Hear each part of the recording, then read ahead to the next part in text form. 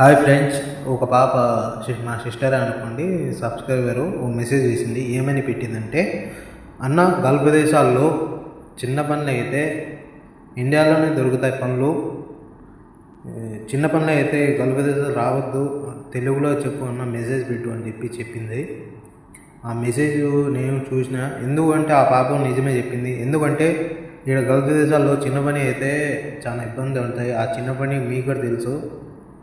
దయచేసి చిన్న పనులు అయితే రావద్దండి అని చెప్పలేదు నేను. చిన్న పనులు అంటే చిన్న పనులు అయితే రావద్దండి, ఇండియాలోనే దొరుకుతాయి మీకు చిన్న పనులు. కానీ ఈడ చిన్న పని అని చెప్పి మీరు వచ్చేసి ఏమి ఆడ ఇబ్బంది పడి ఏజెంట్ తర్వాత వచ్చి ఏజెంట్ వీడు ఒక మాట అంటాడు, ఒక మాట అంటాడు.